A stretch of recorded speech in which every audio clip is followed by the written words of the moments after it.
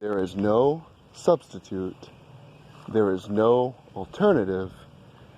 There is no replacement for data, facts, evidence, and logic in an argument.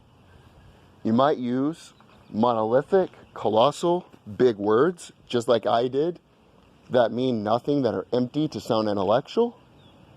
You might be extremely articulate and be able to state your sentences in such a fluid, lucid, amazing way, just like I did. But what I just said does not mean shit, right? A lot of people would listen and say, oh man, that's very intellectual. Even though I just repeated the same adjective multiple times, and I never even really made a point to begin with, right? And that's what people do because they care more about the pageantry and the rhetoric rather than the substance of the topic itself. But if you're debating me, I'm willing to listen to your opinion. I'm willing to give you the due diligence of not basing it upon conjecture. I won't cut you off. I will listen to what you have to say. But after you're done, I will ask you some questions. Not in a mean way, but they will pertain to the subject at hand. What I typically do is, if I'm talking to someone on the phone, I will have a notepad with me.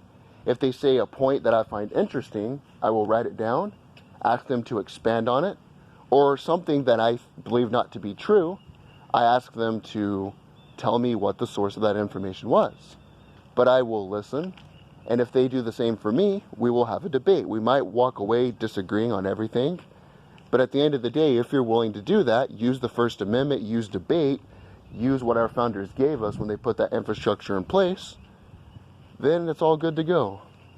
I would actually rather debate with somebody who completely disagrees with me, that is educated on the topic, that actually can bring up some good points, than somebody who agrees with me that just brainlessly has no idea what the fuck they're talking about.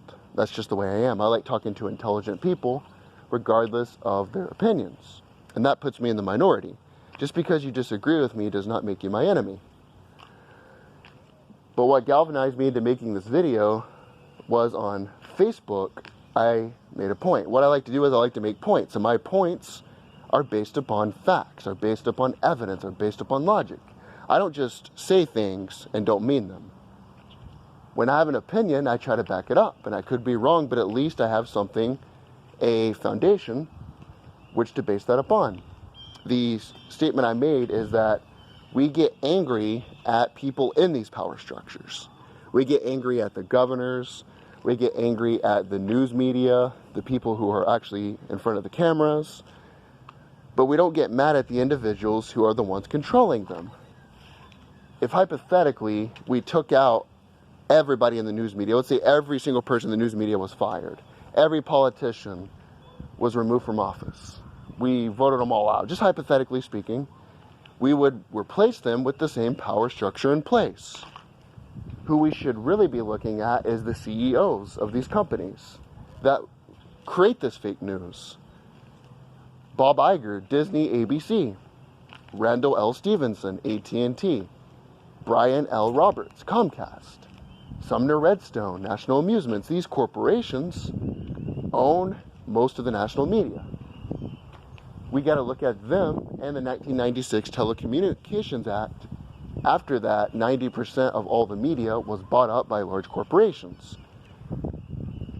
That's why I get more angry at the power structure itself than the individuals involved. And then I also stated they make fake news quite often. Well, this guy responded back and he said, give me some examples. I gave him multiple examples. Time magazine said that Trump removed a bust of Martin Luther King from the office after his inauguration. It's not about Trump. That is not a real story. That is false. It is not true. And would you really want to read a magazine that gives you stories that aren't true and they know they're not true? Why would you want to read something like that? And then you get mad at me for simply pointing that out, for giving you the message. If your city is about to be overran and you're a king, someone goes into your city and says, your city's going to be overran. Are you going to spend time bitching at the person who's giving you the message? Or are you going to go ahead and fortify your walls, get out your cannons, and get your troops ready? Because the more time you spend bitching at me, the more time you're going to be attacked. And after I gave him more examples, ABC News said that a place in Kentucky was Syria.